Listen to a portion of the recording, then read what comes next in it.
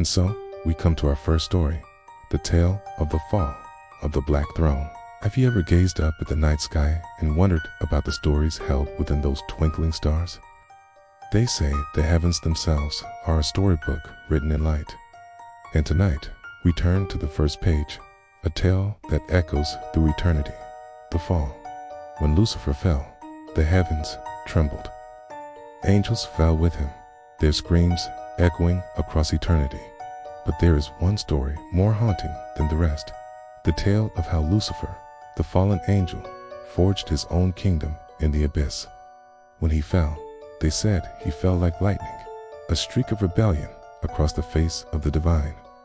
Some say he plunged, a victim of his own hubris, while others claim he was cast out, banished by the very hand of God. As he fell, he screamed, a sound that tore at the fabric of reality, a lament that spoke of pride, despair, and the agony of betrayal. For 9 days and 9 nights, his cry reverberated, shaking the foundations of the cosmos. Then he crashed into a void, a place the angels had no name for, a vast emptiness that lay between worlds. A place where even the whispers of God couldn't reach, a place that would become known only as hell. For there he built his throne with the bones of his fallen followers, his crown forged from his pride and betrayal. And it wasn't a throne of torment, not at first. It was a throne of waiting. It was a gathering place for the lost and the damned, a haven for those who had nowhere else to go. But soon, his court grew restless. His angels, now demons, seethed with discontent. They echoed his pain, his anger, his thirst for vengeance. And then Lucifer did something that even the darkest demons found shocking. He laughed, a sound that split the void, that shattered the silence of the abyss. And in that moment, the stars blinked, not in light, but in fear. For Lucifer had fallen, yes, but he had risen again, and not just as Lucifer, the fallen angel, but as Lucifer, the king. The story goes that when Lucifer fell, he didn't just lose his wings, he also lost his name. Some say his name turned to ash upon his lips, dissolving into the very fabric of the void. Others claim that it was taken from him, stripped away as a trophy of the celestial war. But here's the thing, names hold power, especially in the celestial realms. To know an angel or demon by their name is to have a hold over them, is to have a piece of their soul. So when Lucifer fell and his name was lost, he became something else, something darker, something more terrible. In the darkness of the void, he whispered, he plotted, and in his pride, he swore a vow. If he couldn't reign in heaven, if he couldn't stand beside the divine, then he would conquer the world below. Now, some say that was the moment hell was born, not as a place, but as an idea, as a burning desire for dominion. Lucifer was no longer the angel of light.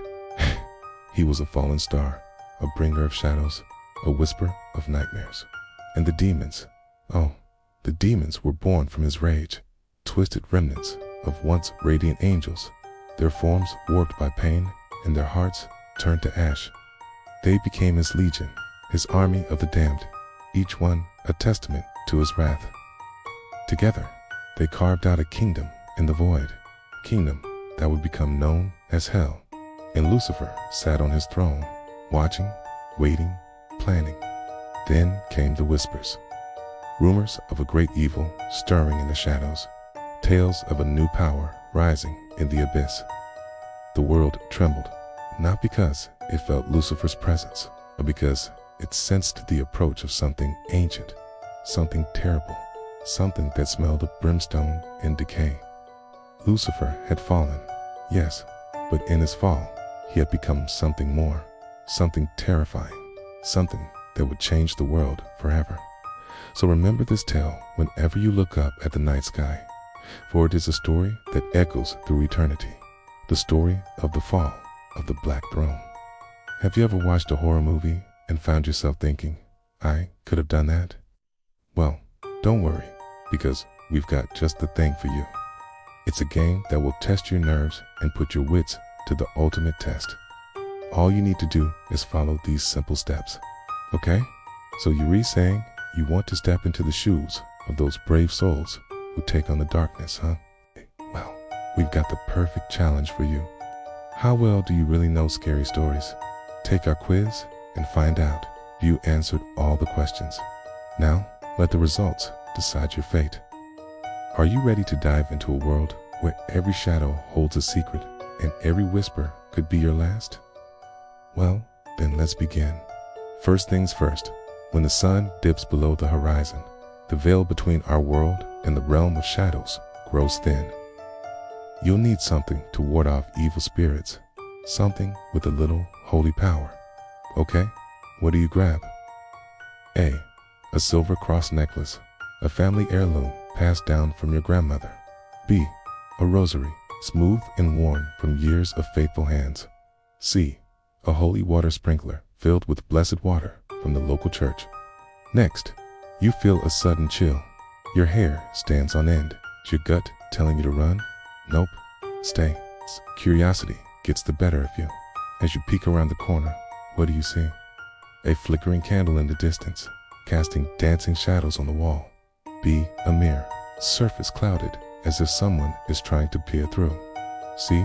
A diary with the yellowed pages lying open to a chilling message. The choice is yours. What will you do next? A. Approach the candle cautiously, slight beckoning you closer. B. Reach out to wipe the mirror, eager to see beyond the cloudy surface. C. Hesitate, then close the diary, deciding to leave the secrets undisturbed. Let's keep going.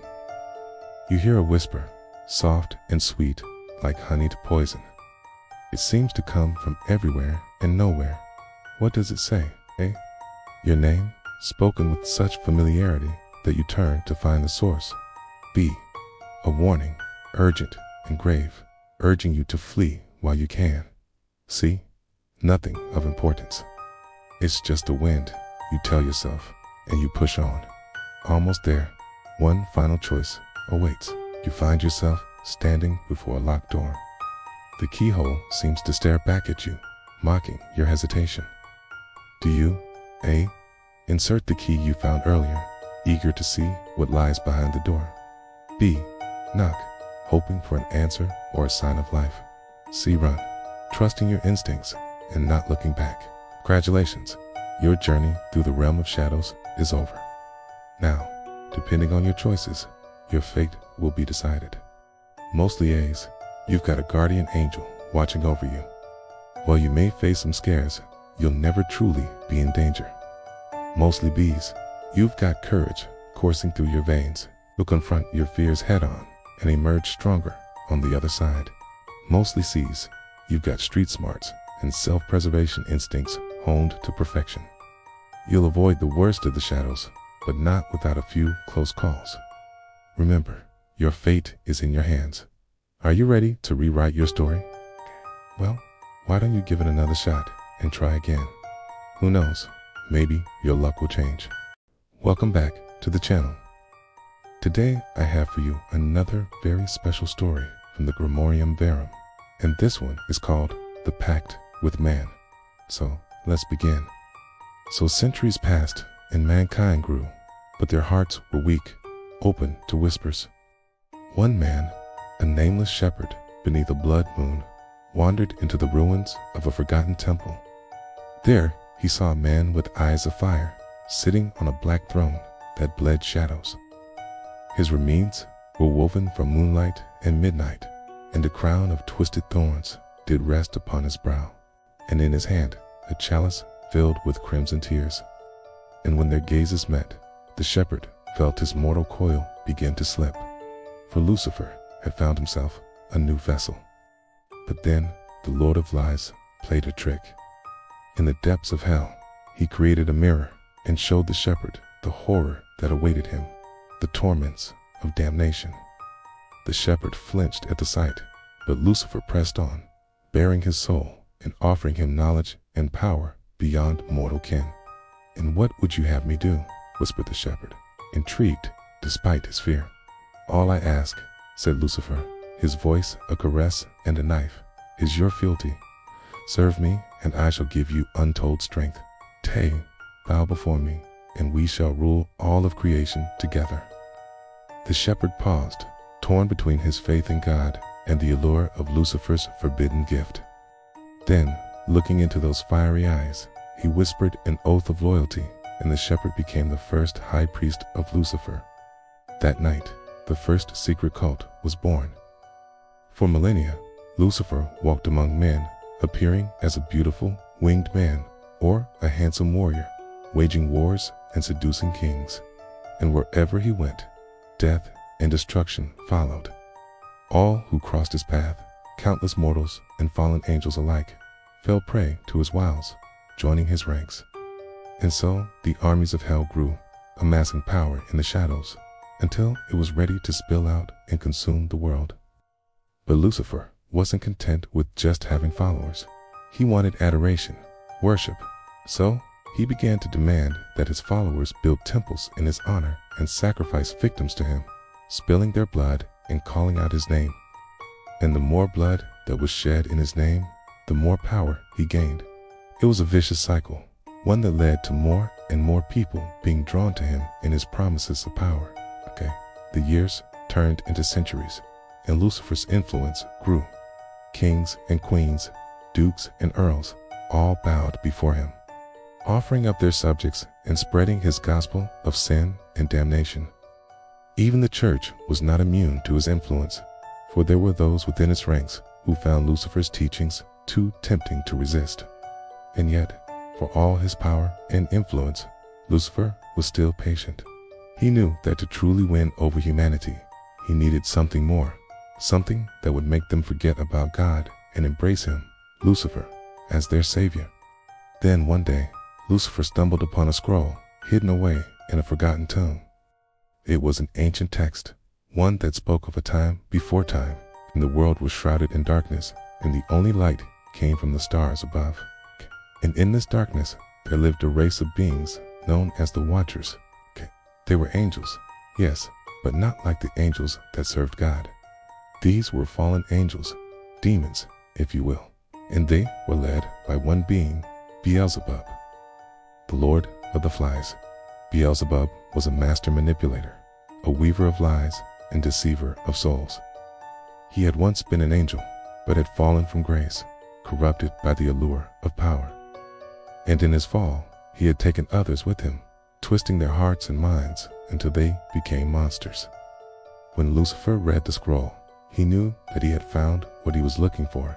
Beelzebub and his Watchers were exactly what he needed to carry out his plan to deceive humanity. So he made a pact with them, an alliance forged in the fires of hell, and together they began to plot. They created false miracles, signs and wonders that appeared to be divine, but were in reality the work of demonic sorcery. They sent prophets forth who preached a gospel of darkness, promising power and glory to those who followed their teachings. And slowly but surely, people began to turn away from God, seduced by the whispers of the enemy.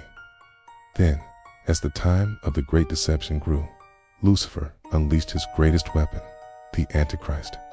This child, born of a virgin birth, yes, but not in the way that the prophecy foretold, was conceived in the darkest pits of hell and carried to term in the womb of a mortal woman. He was the son of Satan, the harbinger of the apocalypse, and his birth was a sign that the end times were at hand. As the Antichrist grew, he learned the ways of deception and manipulation, honing his skills under the watchful eye of Lucifer. And when he was old enough, he was sent forth into the world, where he began to gather followers, preaching a message of peace and love, but hiding his true nature from all but Lucifer and his closest disciples.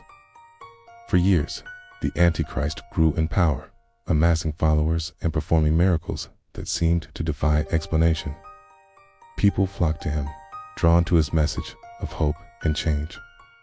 And all the while, Lucifer watched, waiting for the perfect moment to reveal his true form and claimed the world as his own. Meanwhile, God saw what was happening, and he was angry. He sent his own prophets to try and stop the spread of Lucifer's lies, but they were killed. Their blood spilled on the altars of Lucifer's temples.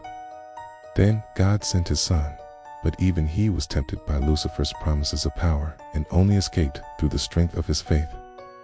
And so it was that Lucifer's web of deception grew tighter and tighter until it was almost impossible to escape. And finally, when he had all of humanity in his grasp, he made his move. In a single instant, he revealed his true form to the world, and the skies turned black as demons poured forth from the gates of hell and descended upon the world. The Antichrist showed his true colors, revealing himself as the son of Satan. And the followers of Lucifer rose up, their eyes blazing with demonic fire. It was a war unlike any the world had ever seen. Angels of God battling demons of hell, the righteous clashing with the wicked, and for a time, it seemed as though Lucifer would win. His forces were too strong, his deception too complete. But then something unexpected happened. A small group of believers, led by a prophetess named Eva, discovered the truth about Lucifer's origins. They learned that he had once been an angel, but had fallen from grace, and that he could be defeated by banishing him back to hell. With this knowledge in hand, Eva and her followers set out to find Lucifer and bring him to justice. They traveled to the heart of his empire, to the city of Babylon, where Lucifer had set up his throne, and confronted him. At first, Lucifer was amused. He thought it was a joke, a game to pass the time. But then he realized that these mortals were serious. They were actually trying to defeat him. And so he attacked. The battle was fierce, but in the end, Eva and her followers prevailed. They banished Lucifer back to hell, where he had come from, and with him, the demons and the followers of the Dark One were forced to flee. But the victory was not without its cost. Many of Eva's followers were killed or wounded in the battle, and she herself was left weak and drained. Yet still she stood, knowing that she had saved humanity from the clutches of Lucifer. As for Lucifer, he was back in hell, licking his wounds and plotting his revenge. He knew that he had been defeated this time, but he also knew that he would have the last laugh, for he had already corrupted humanity. He had already sown the seeds of doubt and disbelief, and those seeds would grow long after he was gone. And so the battle between good and evil continues to this day, with Lucifer's influence growing stronger with each passing year. For he is the ultimate master of deception, and he is always watching, always waiting for his chance to strike back. And so it goes. But I would wager that Lucifer isn't waiting to destroy mankind. He's using them. How do I know? Because Lucifer is intelligent, cunning, patient. And when has patience ever paid off greater dividends than now?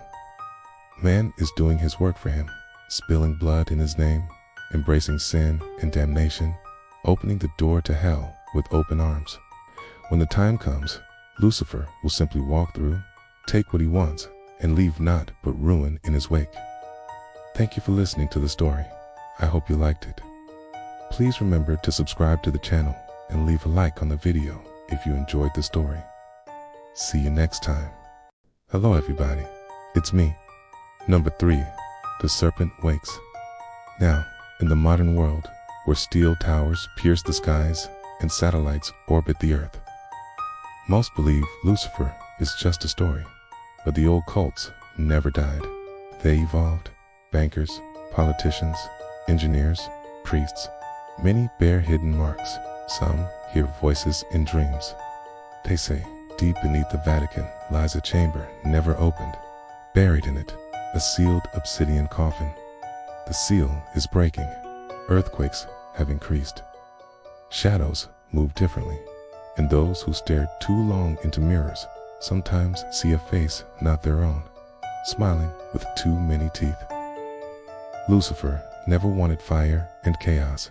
He wanted control. Now he whispers through glass screens, music, apps, even prayers. He doesn't need to invade heaven. He's already here, okay? So there was this weird black thing that showed up in my driveway yesterday. It was like some kind of trash can, but it wasn't our trash can. It's huge. It's almost as tall as me, and it has like no markings or anything. There's nothing in it. It's sitting in my driveway, looking menacing, and I don't know what it is. My guess would be like a piece of art or something. It looks like a giant piano key. But I don't think that's what it is. So it's just sitting there, and I don't know what to do with it. If any of you guys have any ideas about what it could be, or how I could figure out what it is, please let me know in the comments. I'm super curious. Now, let's get into today's video. Let's go. So, first of all, if you're new here, welcome. I'm an artist and I make videos about monsters and cryptids and stuff.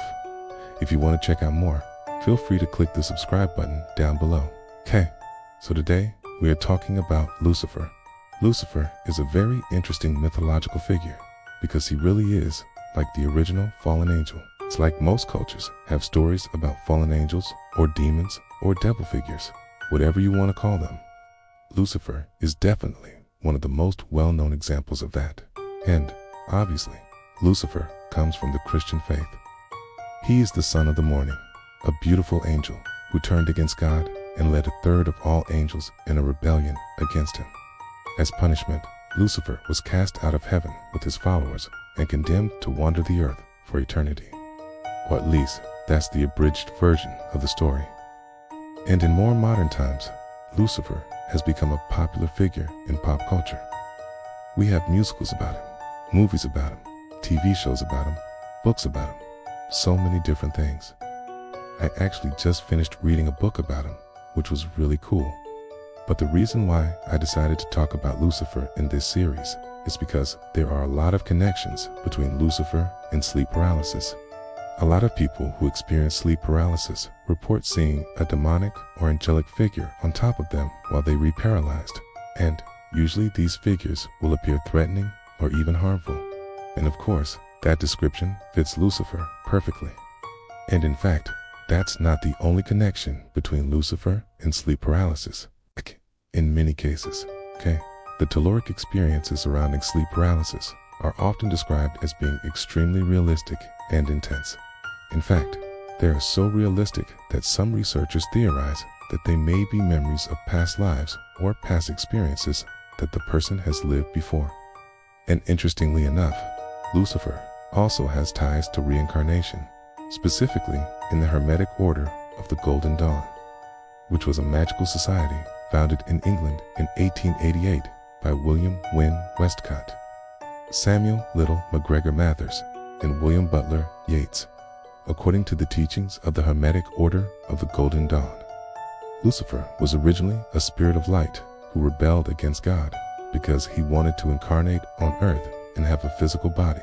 So Lucifer led a rebellion against the gods, and he and his followers were banished from heaven. But Lucifer didn't accept his fate, and instead he incarnated himself into a human body on earth. And so, in this sect of Christianity, Lucifer isn't necessarily considered evil, but rather a tragic figure who made a mistake. And he's actually revered as a symbol of man's desire to reach enlightenment and escape the chains of mortality.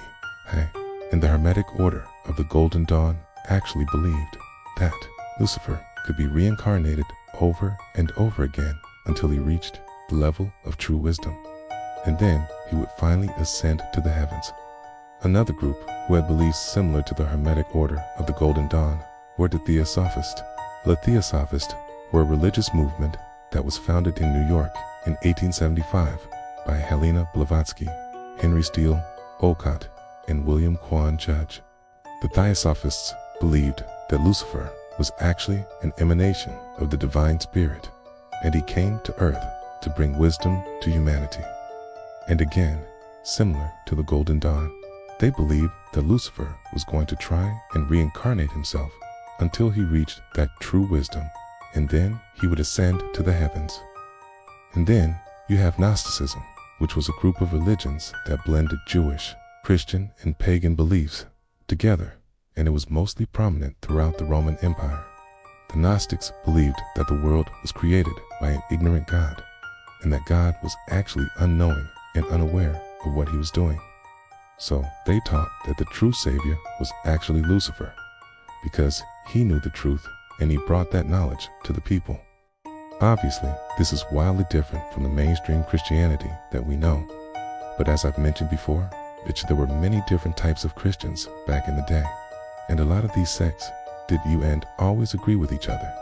I should also mention that Lucifer is the Latin translation of the name originally given to the character in the book of Isaiah, and he isn't necessarily evil in that book either. In fact, Isaiah actually describes Lucifer as a shining star who fell from the sky and became the devil. Now, the exact meaning of the word Lucifer is actually debated, but most scholars agree that it means light bearer, okay? And then, as time went on and Christianity evolved, Lucifer began to be associated more and more with evil, and eventually he became the devil. Okay, so now let's get into the mythology. So, like I said before, Lucifer was originally an angel. The exact number of angels under his command varies depending on the text, but generally it's somewhere between a third to a third of all angels. And Lucifer rebelled against God and led his army of angels in a war against him. Now, there are two main reasons for why Lucifer rebelled against God. The first reason is that he simply wanted to be like God. In the book of Isaiah, it says, "How art thou fallen from heaven, O Lucifer, son of the morning? How art thou cut down to the ground, which didst weaken the nations of the world?" Okay. In the book of Ezekiel, it says, "You were perfect in your ways from the day that you were created, till iniquity was found in you. By the abundance of your trading, you became filled with violence and iniquity, and I profaned you." Okay.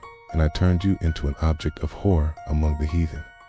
So, according to these texts, Lucifer was perfect when he was first created, but then he became corrupted and started to think that he was equal to God. This idea is also explored in Dante Alighieri's book, The Divine Comedy. In Canto 26 of Inferno, Dante writes, "But what shall I speak of his fierce and bold tempt, when pride had urged him to raise his head above the highest star in heaven, to change the eternal order ordained by the love of which all hearts stand right."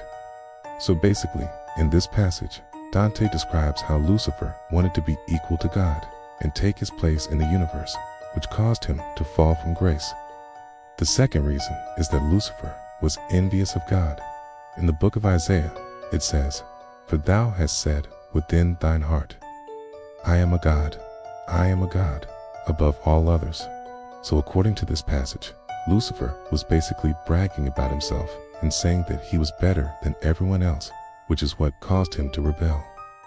Now, when Lucifer rebelled against God, he and his followers were cast out of heaven and sent to hell. Lucifer was chained in a lake of fire and brimstone for all of eternity, and his followers were tortured and tormented by demons. But the interesting thing is that in some texts, Lucifer isn't actually in hell. And that's because the belief was that he actually roamed the earth. So according to some beliefs, Lucifer is actually still out there somewhere, and he's still searching for a way to regain his power and return to heaven. And I think that this idea of Lucifer still being out there somewhere is why sleep paralysis has such strong emotions surrounding it. Because if you believe that Lucifer is real and he's still walking around out there, then the idea that he might actually be in your room preying on you while you're re-sleeping is terrifying. And honestly, that's probably why sleep paralysis has been such a large part of human culture for so long. Alright, so I hope you enjoyed learning a little bit more about Lucifer today. If you did, please leave a like down below and let me know in the comments what you thought. Also, if you'd like to support the channel, feel free to check out our Patreon page. You can find the link to that down below. Thank you so much to our current supporters for supporting us. We really couldn't do what we do here on the channel without you. But anyways, I hope you have a great rest of your day, and I will see you in the next one. Bye.